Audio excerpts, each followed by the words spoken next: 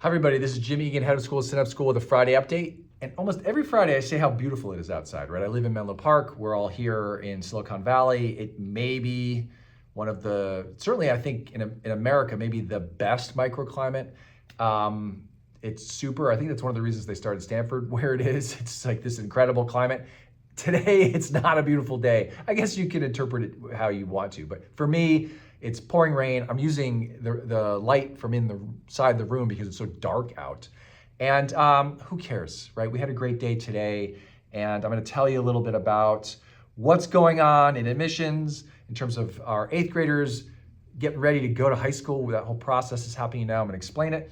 And this idea of safety and also what I'm grateful for because it is a holiday season right now and a big holiday coming up next week. All right, let's start with admissions. People have asked me, how are things? How's it going? We're in the throes of the admission season. You should ask Dana Story. She's buried in her office, probably in tears because it's going so well. She's overwhelmed, right? Here are some basic, some data, right? Some numbers. The number of inquiries up year to date, 41% increase in inquiries year to date. Applications, 73% increase year to date. And the registrations for info sessions in October and November, 67% increase year to date, right? We have thousands of people looking at us. So our admissions is strong. Thanks parents and all those who volunteer in these sessions, helping with this, or even just recommending the school. It couldn't be better. I joke about Dana. She's doing an incredible job in that office with Raquel, but she is a little overwhelmed, that's for sure. I hope she gets home for Thanksgiving. Okay, high school. Kids are looking at high schools right now, our 8th graders. Hopefully it's just 8th graders. If you're a parent of a 3rd grader, if you're looking at high school, oh my God, come see me. But 8th grade parents are in it. We're meeting with all these families. They're coming, and families or parents who are watching from the younger grades, this is what you should know. We meet with every family and we meet with every kid, and we have a high school placement process, I guess I would call that. We work with a counselor, Christine Southgate. She's tremendous. She's meeting with kids. She's meeting with families. And then there are texts and calls and emails going on as well. We're helping with the application process. We're helping parents, but we're also helping kids. We're helping them with their interviews. We're helping them with their essays. Ben and Lena and Stephanie in particular, and me, we're getting together to make sure we're all on the same page. We are really high touch in this process, and it leads kids off to high schools where they thrive. How do we know they thrive? Because we check back in with them. So I've been checking in with 9th graders, right? Last year's 8th grade class. And I check in with their families too, because sometimes it's hard to get to the kids because they're super busy. And I was talking with parents who have a child, who's now a teenager at Atheneum. They told me how that's going. I was just talking to a dad who has his son is at Archbishop Mitty. If you don't know that school, it's fantastic. It's very well known, and I'm a basketball junkie. It's a hoops high school, and his son is playing basketball there. It's one of the reasons he wanted to go there. He loves it. I just heard about a girl at Harker, how she's doing. I just talked to someone whose kid's at Menlo.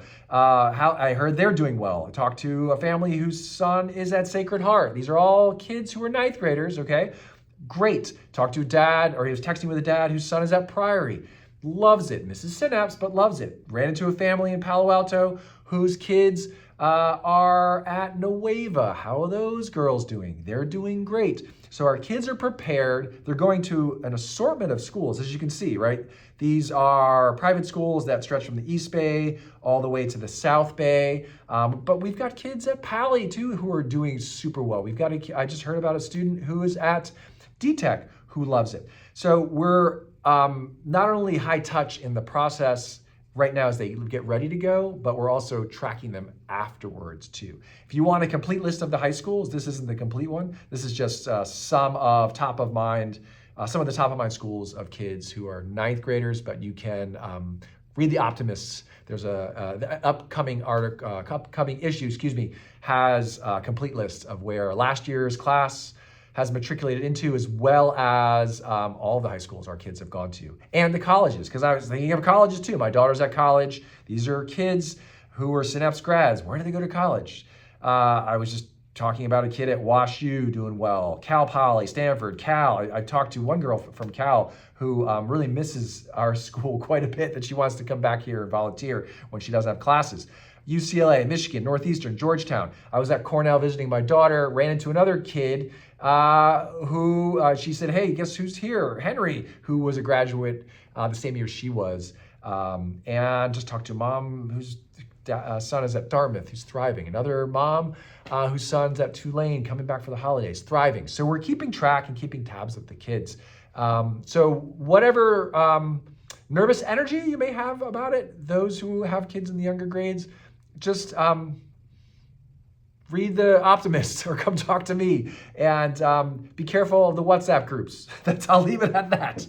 Okay, and then I was thinking about this idea of safety, but I was really thinking about resiliency, right? Let's slide it to that. I had a teacher come to me this week and say, hey, have you heard about the bomb cyclone? Can we cancel Nature Day for our lower school kids? And I was like, bomb cyclone? I checked the weather, and I didn't say anything about a bomb cyclone, but there were articles about this that were sort of passed around in the WhatsApp groups, and but there weren't the weather reports, right? It didn't even really rain here, so the kids went. But there was this moment of like, hey, can we cancel this, Jim?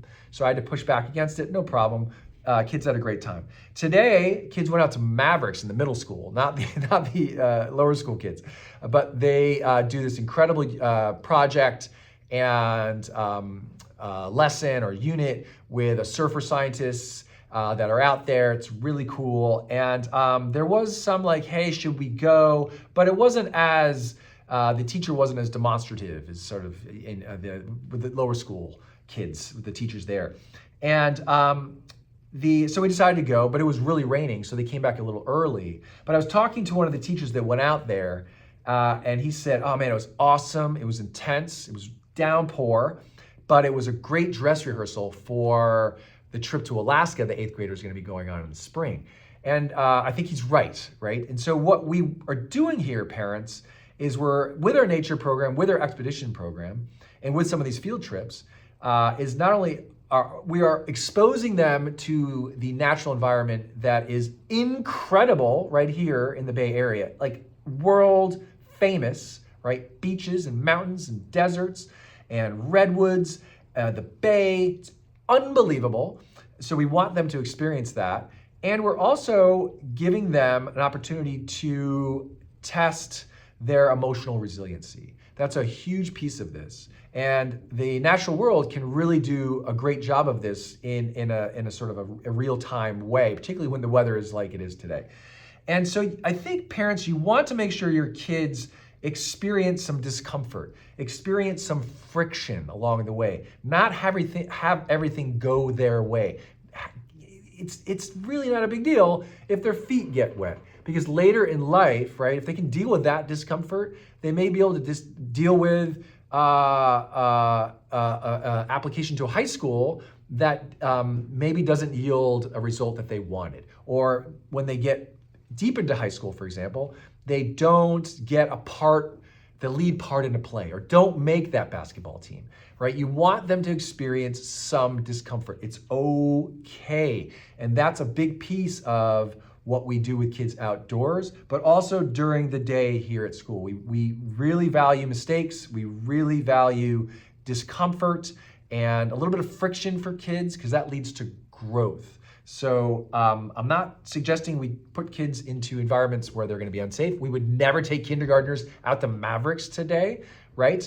But we do want the lower school kids to go into the natural world because they need to practice their SEL skills. And we want our middle school kids to go to even maybe go a little deeper. Again, it culminates with Alaska, which is in the spring, which is epic too. Okay, before I let you go, I do want to say something about gratitude. I was thinking deeply about this. Obviously, we're heading into the Thanksgiving holiday, and next week we're going to be away. And I just wanted to say I am so grateful for my role here, not only as the head of school, but what that means in terms of pastoral care, taking care of the community, students, staff, parents, alumni. I have the the responsibility, but also the opportunity to hear not only wonderful things from kids and teachers and parents, but I often also hear some of the more challenging things that are going on, not necessarily even at school, but in their own personal life. And now that we're a fairly substantial school in size and scope, I hear more of it, right? It's just as you get bigger, you're going to hear more of it. And so there are people within our community right now dealing with very serious things that revolve around illness, that revolve around family, personal things that are going on. And I am grateful that those individuals feel comfortable talking to me about what's going on in their lives, that they trust me, and that this entire community allows me to be in that role. It's something that I never thought I would have in my life, to be honest with you. And so I take it very seriously. And I'm grateful that I can provide, I hope, some direction around wellness and some comfort on a larger scale to our community, but also when individuals are going through difficult times. That's what I'm grateful for, and I hope you can reflect on what you're grateful for too. I imagine all of you are. And have a great break. Enjoy Thanksgiving. Enjoy your families and your friends and the people you're with. And I'll see you when you get back. Okay, take care.